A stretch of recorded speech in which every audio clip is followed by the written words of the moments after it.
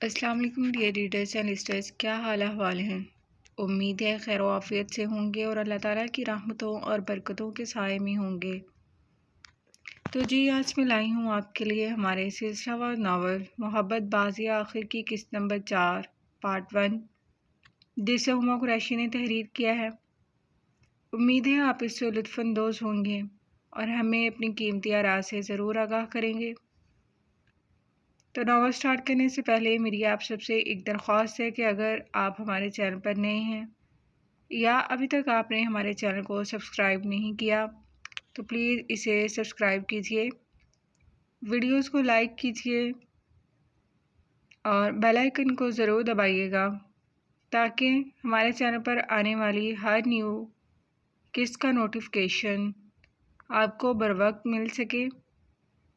تو شہر میں خنکی سی ہو گئی تھی، ایسے میں رات کے دوسرے پہر پولیس کی وردی میں موجود عملہ اپنی ڈیوٹی سر انجام دینے میں مصروف تھا۔ رات کے اس پہر ماحول میں ٹھنڈک سی ہو گئی تھی، حد نگاہ تک رات کا اندھیرا پھیلا ہوا تھا، بس پولیس کی گاڑیوں کی ہیڈ لائٹس کی روشنی ہی تھی جس کے باعث ارد گرد میں اجالا سا تھا۔ سرد ہواؤں کے جھونکے جسم کو چھوتے جھرجھری لینے پر مجبور کر رہے تھے۔ ایسے میں قوم کے رکھوالے آدھی رات کو سڑکوں پر کھڑے اپنا فرض ادا کر رہے تھے۔ جب ساری دنیا غفلت کی چادر اوڑھ کر خوابی خرگوش کے مزے لوٹ رہی ہوتی ہے، ایسے میں ہماری قوم کے رکھوالے سرحدوں پر گلی کوچوں، سخت سردی اور شدت کی گرمی میں اندھیری راتوں میں اپنے گھر والوں سے دور اپنی جان کی بازی لگا کر ہمارے جان و مال کی حفاظت کرتے ہیں۔ ہائی وے سے کچھ مسافت پر بنی پولیس کی چوکی پر ایس پی سیف آغا اپنی ٹیم کے ہمراہ چوکنا سا کھڑا تھا۔ ہر جانب اندھیرا ہی اندھیرا تھا۔ ہاتھ میں بندھی رسٹ واچ میں وقت دیکھتا وہ نادر کے ٹرک کا انتظار کر رہا تھا، مگر اب تک کوئی سراغ ہاتھ نہیں لگا تھا۔ چیک پوسٹ پر محض چوکنا رہنے کا کہا گیا تھا، مگر شاید دشمن کو ان کے ان اقدامات کی خبر لگ چکی تھی۔ کچھ دوری پر چند ایک کنٹینرز کھڑے تھے جنہیں چند کاغذات کی چیکنگ کے بعد ریلیز کر دیا گیا تھا۔ آدھی رات کا وقت تھا، اس وقت روڈ پر ٹریفک نہ ہونے کے برابر ہوتا ہے۔ کئی دیر بعد کوئی گاڑی گزر جاتی تو ماحول میں ارتعاش سا برپا ہو جاتا۔ ہائی وے جانے والی ٹھنڈی سڑک پر دھیمی رفتار سے گزرتے ٹینکرز اور کنٹینرز میں اب تک نادر کا کوئی بھی ٹرک نہیں گزرا تھا۔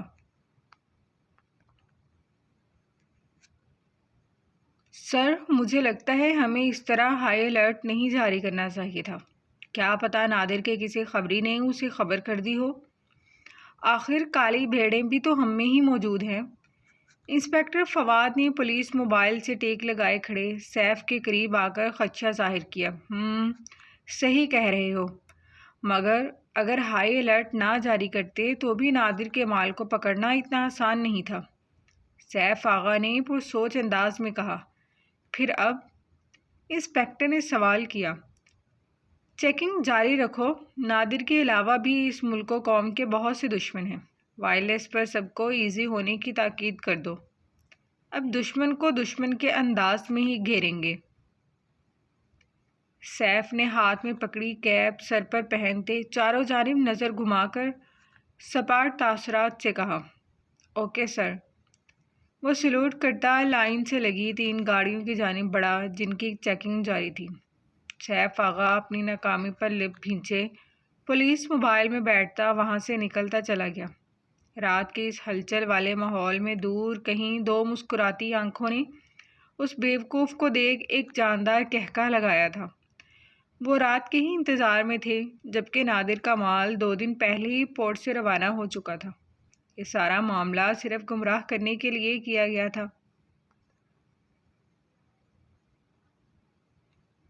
تاکہ نادر بغیر کسی اضافی چیکنگ کے آسانی سے باہر نکل سکے، اور جب ٹائیگر کی سپورٹ اس کے ساتھ تھی تو پھر کیسا اور کہاں کا ڈر۔ ٹائیگر کیا کر رہا ہے یار؟ چھوٹے نے ٹائیگر کو اپارٹمنٹ میں موجود بجلی کے بورڈ کے ساتھ زور آزمائی کرتے دیکھ چیڑ کر پوچھا، جبکہ وہ ہنوز خاموش، نیوٹرل اور فیس کا تار جوڑنے میں مشغول تھا، جیسے اس سے زیادہ اہم کام دنیا میں موجود ہی نہ ہو۔ چیتے، ہو کیا گیا ہے تجھے؟ ابے یار، کیا کر رہا ہے؟ چھوٹا اس کی ان حرکات سے عاجز آ چکا تھا، جو آج کل خود پر نئی نئی قسم کے تجربات کر رہا تھا۔ ابے تو اپنا منہ بند نہیں رکھ سکتا؟ جب سے آیا ہے سالہ بولے ہی جا رہا ہے۔ اگر اب تو نے میرا بھیجا گرم کیا نا تو بتا رہا ہوں، یہ دونوں تار تیری زبان سے لگا دوں گا۔ اپنے کام میں خلل پڑ جانے کے باعث وہ اچانک طیش میں بولتا اس پر چڑھ دوڑا تھا، پر چیتے، وہ اس کے نزدیک آتا ابھی کچھ بول نہیں لگا تھا۔ آہ، ابے پاگل ہو گیا ہے کیا؟ لگتا ہے رات والا نشہ تیرے سر پر چڑھ گیا ہے۔ ٹائیگر نے بلا تاخیر چند لمحوں کی دیری سے اپنے لفظوں پر عمل کیا تھا، اور دونوں تاریں اس کا ہاتھ سے لگا کر بجلی کا ایک زبردست جھٹکا دیا تھا، جس سے اس کے حواس تک جھنجھنا اٹھے تھے۔ بجلی کے اس اچانک لگنے والے شاک پر وہ نڈھال سا خود کو گھسیٹ کر صوفے تک لایا تھا، جبکہ وہ ذکی انسان پھر سے تاروں کے ساتھ زور آزمائی کرنے میں مصروف ہو گیا تھا۔ تو واقعی میں نفسیاتی ہے۔ ابھی بجلی کا تار کون لگاتا ہے انسانی جسم سے؟ چھوٹا تو جیسے رو دینے کو بیٹھا تھا۔ اب آئندہ میرے کام میں دخل اندازی مت کرنا، سمجھ گیا نا؟ ٹائیگر مسکراتے لہجے میں بولتا ہنوز اپنے کام میں مصروف تھا، جبکہ چھوٹے کو ایسا لگ رہا تھا جیسے کسی نے جسم سے سارا خون ہی نچوڑ لیا ہو۔ میرے باپ کی بھی توبہ، جو تجھ جیسے ذکی معاملات میں دخل اندازی کروں۔ چھوٹا منہ ہی منہ میں بڑبڑایا، جبکہ وہ سائنسدان بنا بڑی دلچسپی سے تاروں کے الجھے سلجھانے میں مصروف تھا۔ اکثر کے جاب کو گئے 1 ماہ ہونے کو آیا تھا، مگر اب تک کہیں سے کوئی خاطر خواہ جواب موصول نہیں ہوا تھا۔ آج کل اکثر کا دماغ دوسری طرف ہی چل رہا تھا۔ سارا دن بند کمرے میں لیپ ٹاپ کے سامنے بیٹھ کر وہ ساری انفارمیشن اکٹھا کرنے میں ہی مصروف تھی۔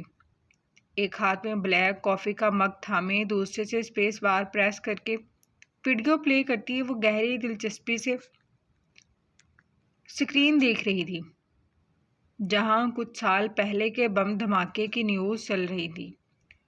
چہرے پر سوچ کی گہری پرچھائیاں رقم تھیں۔ دماغ کئی سال پہلے کے مناظر میں گم معاملات کی جانچ کرتا کڑی سے کڑی ملانے میں مصروف تھا۔ آنکھوں کو چندھیا کر جانچتی ہوئی نظروں سے بڑے غور سے سکرین کی جانب متوجہ، اب وہ مختلف ویب سائٹ سے گزرے 10 سالوں تک کا ڈیٹا نکال رہی تھی۔ سکرول ڈاؤن کرتے کرتے درجنوں کیسز پر نظر پڑ چکی تھی۔ کتنے ہی کرمنلز کی تصویریں سامنے آ گئی تھیں، مگر گزرے 2 سالوں کے علاوہ پیچھے کہیں بھی ٹائیگر کا نام و نشان تک نہیں تھا۔ یہ بات قابل غور تھی۔ اب تک کے ریکارڈ میں ٹائیگر کا صرف 2 سال کا کرائم ریکارڈ اکثر کو بری طرح کھٹک رہا تھا۔ سوشل میڈیا ٹائیگر اور اس کے گینگ کے خلاف چلائی گئی مہم کے ہیش ٹیگ سے بھرا پڑا تھا، مگر یہ ساری کارروائیاں محض 2 سال تک ہی محدود تھیں، جبکہ گزرے 1 سال میں یہ گینگسٹرز ابھر کر سامنے آئے تھے۔ آخر ایسا کیسے ممکن تھا کہ سالوں سے بیٹھی مافیا کے بیچ میں کوئی نیا مجرم سر اٹھائے اور اس قدر دہشت زدہ کر دے مگر ہر طرف سے خاموشی رہے؟ اندر خانہ کچھ تو گڑبڑ ضرور تھی، جو اقصیٰ کو چین نہیں لینے دے رہی تھی۔ پرسوچ انداز میں لٹ گرا کر اب وہ باریک بینی سے ہر ایک پہلو کا تفصیلی جائزہ لے رہی تھی۔ کہیں نہ کہیں کچھ تو مسنگ ضرور تھا۔ آخر ٹائیگر کے اوپر کس کا ہاتھ ہے، جو وہ اب تک کسی کے ہاتھ نہیں لگ سکا؟ سر، یہ آپ کیا کہہ رہے ہیں؟ زمان صاحب کے اصرار کرنے پر نرمین کچھ پریشان سی نظر آ رہی تھی۔ کیا مطلب ہے مس آپ کا؟ Be brave. آپ ایک رپورٹر ہیں، اور رپورٹر کا تو کام ہی خطروں سے کھیلنے کا ہوتا ہے۔ زمان صاحب کا لہجہ بالکل سادہ سا تھا، جبکہ وہ پریشان سی صورت بنائے مسلسل اپنے ناخن منہ میں لیے کھڑی تھی۔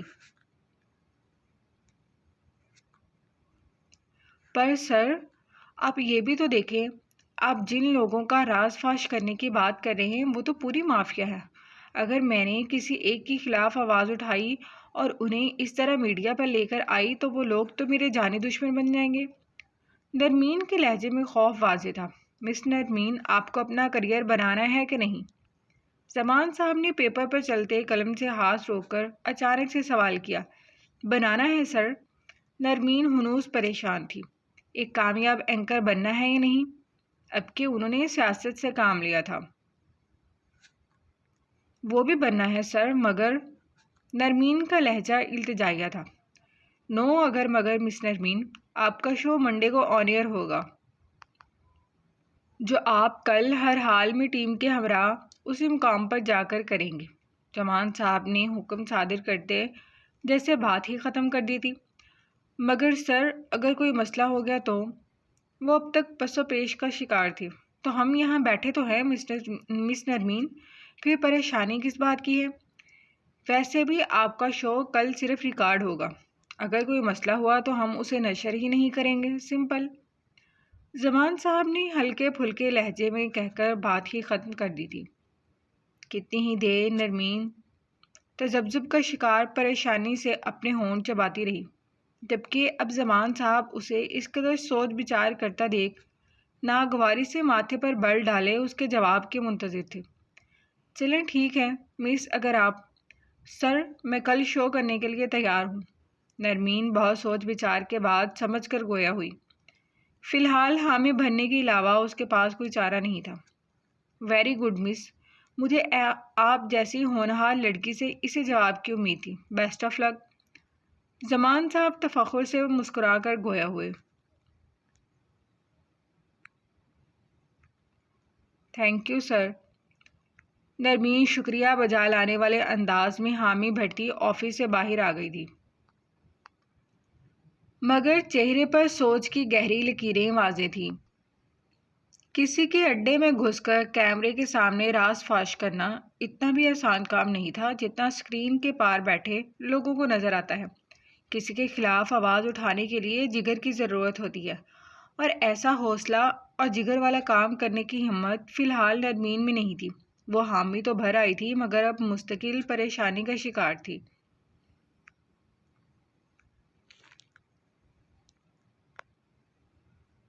چیتے، نادر کو گئے اتنا عرصہ ہو گیا، اس نئی جگہ پر کام کی سیٹنگ نہیں بنی ہے کیا ابھی تک؟ ٹائیگر اپنے وہی موالیوں جیسے مخصوص حلیے میں نشے میں دھت کرسی پر سر گرائے پڑا تھا۔ ہیں؟ کیا بول رہا ہے؟ اس کے لہجے کی لڑکھڑاہٹ سے واضح تھا کہ وہ ہوش میں نہیں ہے۔ میں کہہ رہا ہوں نادر نے ابھی تک نئی جگہ کے بارے میں کچھ نہیں بتایا تجھے؟ کب تک سیٹنگ بن جائے گی وہاں؟ اڈے پر موجود ایک ساتھی نے ذرا نزدیک ہو کر تیز آواز میں استفسار کیا۔ ابے سیٹنگ کیسی بے؟ ہم جہاں کھڑے ہوتے ہیں لائن وہیں سے شروع ہوتی ہے۔ ٹائیگر یکدم ہی سر اٹھا کر نشیلی سرخ انگارہ ہوتی نگاہ اس کے چہرے پر گاڑتا فل مدہوش تھا، جبکہ ارد گرد میں بیٹھے مزید لڑکے اس کے انداز پر مسکرا اٹھے تھے، جو اپنے لیے بھی وہی محلول تیار کر رہے تھے۔ ابے چھوٹے، آ کر سنبھال اپنے چیتے کو، برداشت سے ہوتی نہیں اور چلا ہے ڈبل پیک لگانے۔ ان میں سے ایک خود بھی نشے میں جھومتا ہوا بولا۔ ہیں ابے کیا بکواس کی تو نے اپن کے بارے میں؟ وہ لڑکھڑاتے قدموں سے کرسی کے سہارے کھڑا ہوا تھا۔ چیتے، اس کے سر پر چڑھ گئی ہے، تو سمجھدار ہے نا، بیٹھ جا۔ دوسرا آدمی فوراً آگے آیا تھا، ورنہ اس چیتے کو آپے سے باہر ہونے میں ذرا دیر نہیں لگتی تھی۔ ہاں، یہ میرا شیر، بالکل صحیح پہچان ہے، میں تو سمجھدار ہوں بہت۔ وہ لڑکھڑا کر واپس کرسی پر بیٹھ گیا تھا، آنکھوں میں عجیب وحشت لیے بدحواسی میں بولتا وہ واقعی اپنے ہوش سے بیگانہ تھا۔ میں سمجھدار ہوں، میں سمجھدار، صرف ٹائیگر ہی سمجھدار ہے اس گینگ میں، باقی تو سارے بیوقوف ہیں، کسی کام کے نہیں ہیں، نکمے کہیں کے، ایک رپورٹر کا منہ نہیں بند کروا سکے تھے یہ۔ اب وہ نیم بے ہوشی میں جاتا مسلسل کچھ نہ کچھ بڑبڑا رہا تھا، جبکہ اسے بڑبڑاتا دیکھ باقی سارے ایک گہری سانس بھر کر خود بھی اسی کام میں مشغول ہو گئے تھے۔ نقصق سے تیار اقصیٰ لوکل بس میں سفر کرتی ہے۔ آج پورے 1.5 ماہ بعد اپنی روٹین کے مطابق نیو جاب کی جانب گامزن تھی، ایک نئے سفر، نئی منزل کی جانب، جہاں بہت سے چیلنجز اس کے منتظر تھے۔ وہ ایک بار پھر سب کچھ الف سے شروع کرنے والی تھی۔ عموماً فریش، غیر تجربہ کار لوگ چھوٹے موٹے غیر شناسا چینل سے اپنے کیریئر کا آغاز کر کے آہستہ آہستہ بلندی کی جانب بڑھتے ہیں، مگر اقصیٰ نے اپنے والد کے توسط سے اپنے کیریئر کا آغاز ایک نامور چینل سے کیا تھا، مگر آج حالات کچھ یوں تھے کہ ایک غیر معروف چینل میں اسے ایک بہت چھوٹی سی پوسٹ پر ایز اے رپورٹر ہائر کیا گیا تھا، جہاں سے کامیابی کا سفر طے کرتے کرتے جانے مزید کتنی منزلیں طے کرنی تھی۔ جینز اور لانگ لینن کی شرٹ کے ساتھ گلے میں اسٹالر ڈالے تیز رفتاری سے سڑک پر دوڑتی بس کے ساتھ اقصیٰ کا دماغ بھی بہت تیزی سے دوڑ رہا تھا۔ اچانک سڑک پر آنے والے کھڈوں کے باعث کتنی ہی بار اقصیٰ کو جھٹکا لگا تھا، مگر بروقت ہینڈل تھام لینے کے باعث وہ خود کو گرنے سے بچا چکی تھی۔ مطلوبہ بلڈنگ کے آتے ہی اقصیٰ بس کنڈکٹر کو کرایہ ادا کرتی بس کی سیڑھیاں اترتی روڈ کراس کر کے بلڈنگ کے عین سامنے کھڑی تھی، جہاں وہ 1.5 ماہ پہلے اپنی سی وی ڈراپ کرنے آئی تھی۔ تیز دھوپ کی تپش سے اقصیٰ کی دودھ جیسی رنگت سرخ پڑ گئی تھی، ماتھے پر پسینے کے چند قطرے نمودار ہوئے تھے، جنہیں وہ رومال سے تھپتھپاتی ایک نئی امید اور عزم کے ساتھ قدم اٹھا کر بلڈنگ کے اندرونی حصے کی جانب بڑھی تھی۔ ریسیپشنسٹ پوسٹ کے بابت آگاہی لیتی وہ پورا اعتمادی سے ایک ایک قدم اٹھاتی اپنے کیبن کی جانب جانے سے پہلے وہ اس چینل کے ہیڈ کے آفس کی جانب بڑھی تھی، جنہوں نے اس کی آمد پر فوراً ہی اسے آفس میں طلب کیا تھا۔ میں آئی کم ان سر؟ اقصیٰ ان سے اجازت لیتی آفس میں داخل ہوئی۔ آئیے آئیے مس اقصیٰ، ویلکم ویلکم، تشریف رکھیے۔ اشرف صاحب نے اقصیٰ کو مد مقابل دیکھ مسکرا کر خوش آمدید کہا۔ شکریہ سر۔ اقصیٰ دھیمی مسکراہٹ کے ساتھ سیٹ سنبھال کر بیٹھ گئی۔ تو مس اقصیٰ، ہمارے چینل میں آج آپ کا پہلا دن ہے۔ امید ہے کہ آپ کا اور ہمارا یہ ساتھ مستقبل میں ہم دونوں کے لیے فائدہ مند ثابت ہوگا۔ اشرف صاحب کے انداز پر وہ دھیرے سے مسکرائی۔ انشاءاللہ۔ اقصیٰ نے محض ایک لفظ میں سب کہہ دیا تھا۔ آج آپ کا پہلا دن ہے اور ماشاءاللہ سے آپ کی قابلیت سے تو ہم سب ہی واقف ہیں۔ بس میری ایک ایڈوائس ہے آپ کو، رپورٹنگ کرتے وقت خیال رہے کوئی ایسی بات نہیں ہونی چاہیے جس کا اثر ہمارے چینل کے نام پر اثر انداز ہو۔ بے ساختہ امڑ آنے والی ہنسی کو اقصیٰ نے منہ نیچے کر کے چھپایا تھا۔ ان تمام لوگوں نے تو اسے پتہ نہیں کون سی راؤڈی راتھوڑ سمجھ لیا تھا، یا ٹائیگر کو اتنا ویلا مجرم سمجھ لیا تھا جو ایک رپورٹر کی جاسوسی میں ہی مصروف رہے۔ جی بہتر سر، انشاءاللہ میں کوشش کروں گی کہ آپ کو میری جانب سے کوئی شکایت کا موقع نہ ملے۔ اقصیٰ نے فوری اپنے تاثرات پر قابو پا کر پروفیشنل لہجہ اپناتے تسلی بخش جواب دیا۔ Good Miss Aqsa, you may go now, have a good day. ان کی وش قبول کرتی آفس سے باہر نکلتی اقصیٰ کے چہرے پر ایک خوبصورت سی مسکراہٹ رقصہ تھی۔ زندگی میں مشکلوں کا آنا پارٹ آف لائف ہے، اور ان سے مسکرا کر لڑنا آرٹ آف لائف۔ جاری ہے۔ جی تو ڈیئر ریڈرز اینڈ لسنرز، کیسی لگی آپ کو آج کی قسط؟ امید ہے آپ اسے پسند کریں گے۔ تو ملتے ہیں نئی قسط کے ساتھ، تب تک اپنا خیال رکھیے گا، ویڈیوز کو لائک کیجیے گا، ہمیں دعاؤں